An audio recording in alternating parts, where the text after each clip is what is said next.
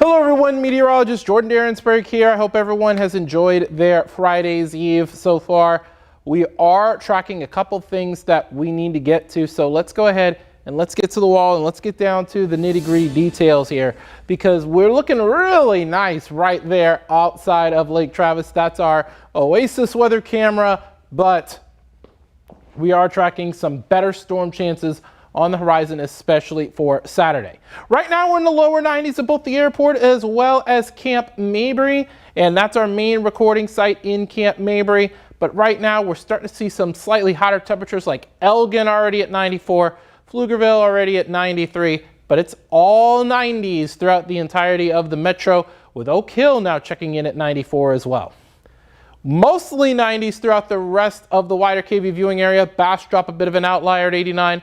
Burnett, Johnson City, Blanco, and Gillespie County checking in at 89 as well. Those are our outliers. Everyone else in those low to even mid 90s. Hottest spot in the wider KV viewing area is San Marcos at 94.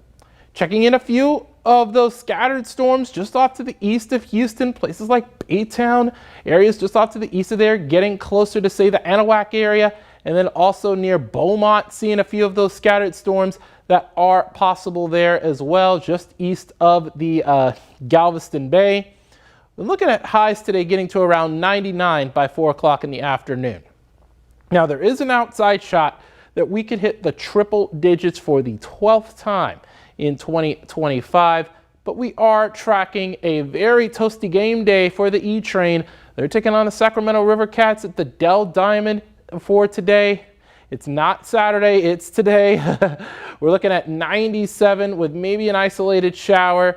We are still going to be muggy, but as we take a look at the next 5 days, we're going to be getting down to around average again on Sunday, because remember, the averages after today go down to 98, and then eventually we'll hit the triple digits again on Monday. But the thing about it with the lowering of the air temperatures are the heightening of the rain chances. I have a 40% storm chance, and that's because of a system in the tropics we'll talk about in a moment. But first, let's take a look at Erin. That is a tropical storm, of course, expected to become a hurricane probably later tonight, early tomorrow morning. But then eventually it'll become a major hurricane, but with a blocking high right there over the eastern third of the U.S., as well as that Bermuda high, it's going to steer this storm away from the U.S. coast, but it'll cause a bit of a rip current risk for portions of the U.S. East Coast, and maybe even Puerto Rico for the weekend as well. But if you have plans in Bermuda, I would watch this very closely, because a lot of the spaghetti plots do have Erin passing either near or just off to the west of Bermuda. So in a sense, Erin is likely going to be splitting the United States and Bermuda. We have a 20% chance of development over the next week and even over the next 48 hours over this system that's just passed to the north of the Bay of Campeche. Looks like it's making a good little dog leg off to the northwest here, and that'll give us a good chance of maybe a few of those scattered storms as we move forward. This is Friday night, early Saturday morning.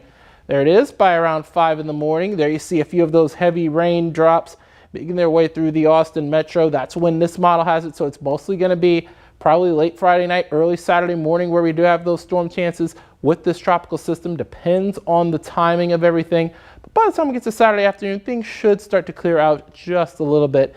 And then by Sunday at noon, we should be mostly dry. How would you count? Grass, weeds, and pine in the low. Mold is in the high with elevated levels of alternate area. You can find that each and every day on KVUE.com and the KVUE app. There is the coolest day of the next 7 with those scattered storm chances in place. I have that at a 40% chance, but look at that. Triple digits once again as we head through your Monday and Tuesday.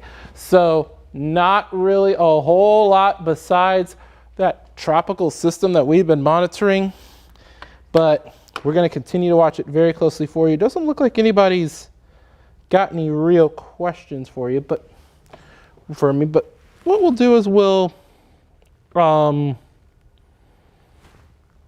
slow things down for you one more time and put it in these boxes here, kind of show you what we're talking about, because this is Thursday at noon. This is right about now, and as we move it forward, this is 8:39, and Friday has a little bit more organization. We're going to watch it closely to see if it becomes a named storm, which, by the way, If it does become a named storm, it would be Ferdinand. But then as we head through Friday around 5 o'clock, I have a few scattered storms, moisture coming in off of the Gulf as a result of this. Then as we head through Saturday morning, that's when the main system looks like it makes its way right into central Texas before things eventually start to dissipate as we head through Saturday and noon. Could have a few showers lingering in the hill country and then maybe even during the afternoon hours as well. But afterward, things stay dry for Sunday and then heading into next week. So really, timeline we're looking more so for right now is Saturday morning. It would probably be early morning. Some could linger to late morning and then on into the afternoon hours. But by the way, Casey McDonald, anything real bad? Nah, not really. I don't expect that at all. But we're going to continue to watch it. And if things change on that regard, we'll be sure to be the first to let y'all know. Marie, my pleasure. Let's see. I don't think anyone has anything else. I just want to say thank y'all so much for joining us. Again, I'm going to be on KVU News at 4 with all the latest on your news and weather headlines, along with Mark Mullins and Quita Culpepper. Ashley's been taking a nice little deserved vacation because, I mean, yeah, she just deserves a vacation. But anyways, yeah, so we'll see y'all on KVU News at 4 on KVU.com, KVU app, and KVU Plus, as well as on air on KVU at 4 o'clock.